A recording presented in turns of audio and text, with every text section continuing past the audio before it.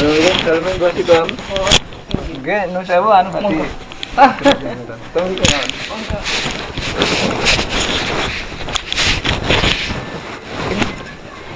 Oh, tutup. Oh, nggih, mboten napa mriki mawon, mboten napa. Oh, enggak pinara. Alhamdulillah, Mbah, niki kula sak kanca niki anu budal saking Masjid Al Darul Qarar niku bahwa Masjid Darul Qarar niku gadah program. Teman-teman kula, Jenengan sinten, Mas? kula mantune Bu Sandi ler kantor dusun. Astagfirullahaladzim ya Allah. Nggih. Soalnya setahun mboten tengene mamah. Dipun? Tiba-tiba sedap Dipun pripun? lenjar ketahuan. Kanan kiri. Posisi. Oh, nggih, nggih, nggih. Mboten panggih bupuh nggih. Oh, Bupuh ngeten. Sandi. Oh, nggih, kula mantune niki Pak Mantri Tepang. Mas. Pangkling kula Mas, kula Mas Mantri ngono. Pun kali tahun langkung kula mboten nyambut Ibu Nita. Ngeten niki Pak Asagus kilan masjid nika. Yugane Mbak Singki. Astagfirullahaladzim ya Allah. Tepang pune. Nggih pangkling sedaya kula kinten nek tiyang tebih sedaya. Mboten Nggih maklum nggih. anu tempe tiyang Pak Saya mawon. kula Mas. Nggih mboten napa-napa memang nggih ngeten iki. Lah niki lah fungsine napa niku silaturahim gitu. Niki memang napa niku perwakilan saking Masjid Darul Qarar. Masjid Darul Qarar itu gadah napa niku program istilah iki ngendangi sederek muslim. Jenengan muslim kok gitu. Salat nggih alhamdulillah. Lah niki lah ya alhamdulillah Mbah. Lah niki lah maka sederek muslim ngeten niku gadah tanggung jawab. Nggih pertama niku saling mendoakan gitu niku. Kemudian nomor kalih silaturahim ngeten iki. Nomor tiga niku yang penting saling menasihati pentingipun kehidupan akhirat. Bahwa dunia niki sementara, akhirat niku selama-lamanya. Nah, niki lah pentingipun silaturahim ngeten niku. Dadi bahwa dunia niku sampun paham sedaya bekale dunia napa nggih bekale nggih patus sandang pangan gitu. Kemudian napa niku bekale akhirat niki sing jarang sering diabaikan. Napa bekale akhirat gitu pados iman amal soleh. Bahwa iman iki perkara yang sangat penting, melebihi pentingipun nyawa kita, melebihi napa pentingipun harta benda kita, melebihi pentingipun kesehatan kita. Kenapa? Karena napa Mbah kok iman itu sangat penting? Karena kalau orang meninggal itu tidak membawa iman, gitu. Umpami napa niku mungkin napa niku mboten iman, mungkin kalau sakit niku sakit selama-lamanya. Kan permasalahan niku. Jadi orang yang beriman iki bahwa yakin kehidupan akhiratnya adalah kehidupan yang selama-lamanya. Nah, maka pentingnya inilah diantara niku diusahakan.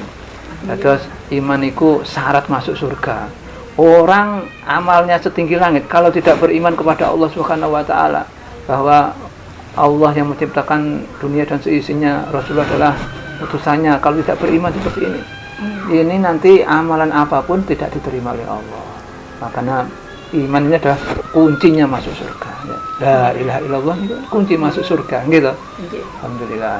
Dan inilah maka perwakilan masjid niku menyampaikan bahwa pentingipun agama. Bahwa niku meskipun kita hidup di dunia ini sederhana itu tidak terlalu mewah, tapi kalau di dalam hatinya ada iman, ada hubungan kepada Allah yang baik, maka ada ketenangan. Gitu. Tidak pengaruh, tidak terasa sedih gitu. Kalau tidak punya uang tidak merasa sedih karena punya Allah Subhanahu wa taala. Ketenangannya itu tergantung kepada Allah.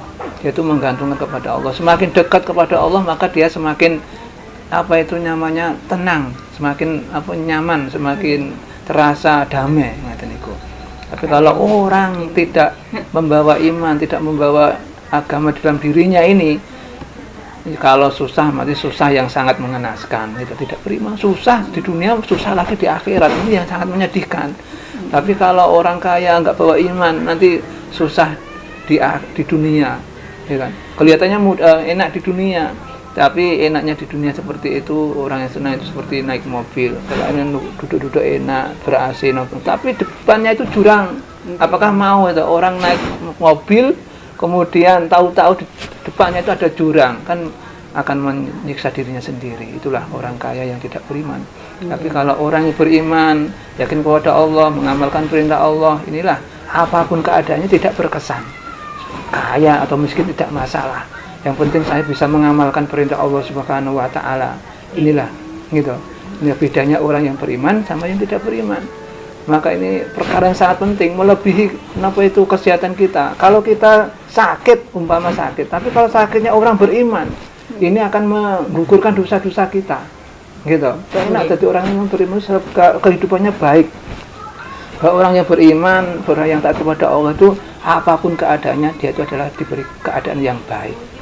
Orang kayanya baik, orang miskinnya baik, inilah. Seperti itu. Maka di antara sini itu konco-konco teman-teman seperti ini usaha pripun iman yang ada dalam diri itu meningkat. Kalau orang sering membicarakan dunia, lupa akhirat, ini imannya merosot, tidak tahu. Tidak paham, tahu-tahu dia itu merasa tidak yakin kepada Allah bahwa dia itu diciptakan bukan dari ibunya sendiri untuk muncul, enggak, bukan seperti itu. Karena kita ini diciptakan oleh Allah, menghamba kepada Allah gitu, untuk beribadah kepada Allah. Inilah, maka orang yang beriman itu seperti itu, seperti ada cahaya di dalam dirinya. Kalau di dalam rumahnya itu ada cahaya, itu sudah paham, sudah jelas, oh itu lemari, itu TV, ini kursi, ini jelas karena ada cahaya. Itu paham. Tapi kalau tidak beriman, tidak tahu agama, itu dia itu seperti rumahnya itu gelap. Dia itu ada lemari kok dikira kursi, itu ada TV nanti dikira meja, seperti itu, tidak tahu. Nah, makanya nanti perkara yang batin ditabrak semuanya, itu. Orang yang tidak mengenal agama, tidak kenal iman, nanti baik buruk diambil semuanya. Seperti itulah ininya. Makanya orang yang beriman itu dipilah-pilah bahwa yang benar itu istilahnya yang baik dipakai, yang buruk itu ditinggalkan. Itu kan takwa, takut kepada Allah. Itu takut itu maksudnya itu takut menjalankan perintahnya Allah. Kalau tidak menjalankan perintahnya Allah, dia itu akan di depan matanya ada neraka yang sangat panas yang akan menyiksa dirinya selama-lamanya. Itu takut kepada Allah. Itu berharap kepada Allah, seperti itulah. Maka di antara tadi, bagaimana untuk meningkatkan iman? Cara meningkatkan iman biar mantap dalam diri kita itu menyampaikan. Ya, kalau disampaikan kepada saudaranya, maka yang menyampaikan akan diberi oleh Allah itu arti kepahaman sendiri, Mbak. Jadi akan diberi kemudahan oleh Allah, seperti itu. Ini namanya belajar. Jadi bukan mengguru, bukan itu namanya menghidupkan. Kita ngapunten kata Pak Mantri, Pak Agus, Om nggih. Kula sakit niku mboten salat dateng salat pindah niku kula dawah mboten sadar. Terus lajeng kali Pak Lekostur niku salat teng dalem. Nggih. Teng dalem mawon kok sak jenengan. Mboten gimana sunahe nggih. Sunahe ten griya Ibu. Gitu. Nek perempuan itu sholat wajibnya itu sunahnya di rumah. Tapi sholat di masjid mboten napa-napa. Ngaten iki. Dadi malah balikan. Kalau laki-laki wajibnya di masjid. Kalau perempuan sunahnya itu di rumah. Sing sae, tapi di masjid atau sholat di mushola tidak dilarang. Betul paham gitu ya. Sudah, jadi jangan termasuk sudah mengamalkan sunnah. Sholat di rumah itu sudah mengamalkan sunnahnya Rasulullah. Nggih, sunnah nggih. Sholat maghrib nggih. Kalau cok dawah niku asri. Nggih, ajare pripun? Kek mlampah niku ngredeg lho. Nggih. Mlampah. Mriki ki nggene ibuke Mas Momo niku mawon ngredeg. Oh, nggih. Saya ngeten niku dadi iki kalau kita betul-betul mantap dalam diri kita, apapun keadaan kita sakit sak wayah-wayah dipanggil Gusti Allah itu sudah siap, sudah punya napa niku bekal gitu. Kalau tidak punya bekal itu masyaallah nanti terlunta-lunta. Di sana itu 500 mendatar, kemudian turun, kemudian 500 tahun naik ke bawah, satu hari di akhirat berapa tahun? 1000 tahun di dunia. Ini kan. Jadi makanya kalau orang yang tidak pernah membaca nanti seperti itu dikira biasa-biasa saja, bahwa dunia ini adalah fotokopi ini dan akhirat. Di dunia ini ada panas, bahwa di akhirat ada lebih kehidupan yang sangat panas lagi. Seperti itu. Nanti di dunia ini ada kehidupan yang enak, di akhirat juga ada kehidupan yang lebih enak lagi, yaitu di surga. Ngeten niku kudu mantep dadi puasa kepada Gusti Allah. Apapun keadaannya nggih ditampa mawon niku yang terbaik. Jadi di dalam diri kita ini yang diberikan kepada Allah adalah sesuatu yang sudah terbaik untuk diri kita. Umpama kita nanti dikai duit 1 miliar, ya mungkin kuwi cek gelem salat gitu kan betul ngertos. Ternyata niku kan Allah sudah mengukur kemampuan seseorang. Jadi yang diberikan saat ini adalah kehidupan yang terbaik. Menurut Allah, bukan menurut kita. Nek menurut kita nggih kurang ae, wah gak ndek duit blas menurut kula. Kata ini kan ndek duit blas ini menurut kula. Tapi kalau Allah sudah memberikan yang terbaik, kamu itu kalau diberi uang nanti akan sombong, maka gak saya kasih uang. Seperti itu nanti kita terima, masalah. Nggih, paham lho nggih. Di apa niku mboten casu dan kepada Allah, yang penting kita selalu menerima apa yang diberikan Allah. Kula nggih tetep salat kok, mboten pernah sakit mawon nggih. Mboten medhot salat itu. Iya. Masa bar operasi kula nggih nyuwun salat mriku. Nggih. Menawi mboten saged kalih berdiri lenggah nggih mungkin apa baring nah itu tetap sakit mawon gitu. Salat niku mboten angsal ditinggal pun. Kalau meninggal harus ngodok. Dikodok. Sing dhisik-dhisik ora pernah salat ngeten niku jane seharusnya setelah salat sunah niku dikodok. Nggih alhamdulillah ngeten-ngeten mawon insyaallah. Nggih. Kula nggih jadi mau nih sampai nih masalah itu intinya bukan kami akhirat.